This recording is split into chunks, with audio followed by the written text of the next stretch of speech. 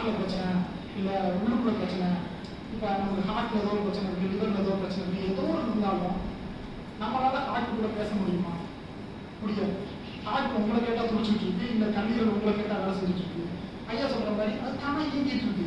சரி, ஓகே, உன்னை பெஸ்ட்டாக இருக்கிறதுனா கொஞ்சம் கொலஸ்ட்ரால் குறைச்சிட்டு நல்லதாக அவங்க கொடுக்குற கொஞ்சம் எடுத்துட்டு அந்த மாதிரி ஹெல்ப் பண்ண தான் முடியுமே தவிர, அது சரியில்லைன்னு இப்போ டாக்டரே சொன்னா கூட நம்மளால ஒன்றும் பண்ண முடியாது. நமக்கு என்ன பண்ண முடியுங்கிறத கொஞ்சம் இன்டலெக்சுவலாக கொஞ்சம் பார்த்தீங்கன்னா கொஞ்சம் கஷ்டமாவே இருந்தாலும் உண்மை கொஞ்சம் கசப்பாக தான் இருக்கு. ஆனால் அவங்க உண்மை. ஒரு எங்கள் அம்மா ஒரு வாங்க சொல்லுவாங்க, நம்ம ஏதாச்சும் தொலைபேசி ஒரு ஏதாச்சும் ஒரு மறைக்கிறதுக்காக ஒரு தொலைபேசி வச்சுக்கோங்க, நமக்கு ஞாபகம் வைக்கும். கரெக்டுங்களா? ஏன்னா அதுக்கு நம்ம சொன்ன பொழுது ஞாபகம் வச்சா தானே மறைக்க வேண்டியதாக இருக்கும். உண்மை இப்போ யாரும் சொல்லும்போது ஆமாம் நம்ம கேள்வி போய் ஏதோ சொல்கிறோம், அது தப்பாக இருந்தாலும் திட்டுவாங்க, ஏதாவது பண்ணுவாங்க. ஆனால் அந்த உண்மையை நம்ம ஞாபகம் வைக்கிறது கரெக்டா? போய் சொன்னோம்னா என்ன ட்ராக் பண்ணிட்டே இருக்கணும்ல. உண்மை அந்த நேரத்தில் கசக்கும், ஆனால் நீங்கள் ஞாபகம் வைக்க தேவையில்லை, உங்களை கொண்டு போயிட்டுருக்கும். அது மாதிரி இந்த உண்மை ரொம்ப சிம்பிளாக இருக்கும், தவற விட மாதிரி இருக்கும். தயவு செய்து யாரும் தவற விடாதீங்க. இது உலகத்துக்கு என்ன சார் சொல்றது, அமிர்தம். அதை எல்லாரும் பருகணும்.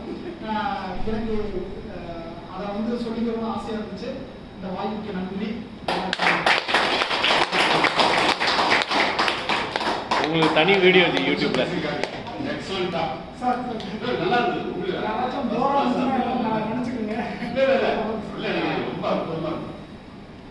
நல்லா டீப்பா அண்டர்ஸ்டாண்ட் பண்ணியிருக்காங்க.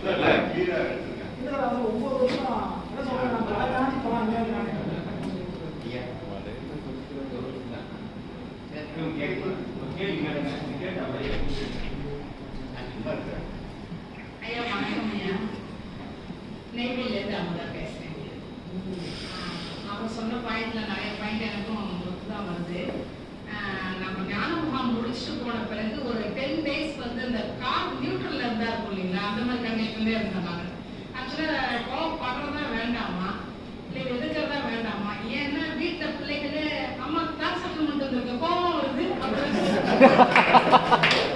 உங்களோட நேரம் சொல்லி ஐயா கார் சப்ளிமெண்ட் இருக்கிறவங்க கோவம் வருதா அப்படின்னு சொன்னாலும் அவங்க அப்புறம் நான் கொஞ்சமா இதை ரியலைஸ் பண்ணது எப்ப அப்படின்னு சொன்னா, உங்களோட நிறைய நினைவுகளை சேர்த்து வச்சு சொல்றதே பெரிய ஒரு குவாலிட்டி ஆஃப் லைஃப் மாதிரி இருந்துட்டு இருந்தேன். பட் அதெல்லாம் கொஞ்சம் மறக்க ஆரம்பிச்சிருச்சு. என்ன தேவையோ அதுக்கான நினைவுகள் மட்டும்தான் எனக்கு இப்போ இந்த இடத்துல ஒரு விஷயம் நடக்கணும் அப்படின்னு சொன்னா அதுக்கு சார்ந்த நினைவுகளை மட்டும்தான் எனக்கு அதை கோத்து எடுத்து வச்சேன்.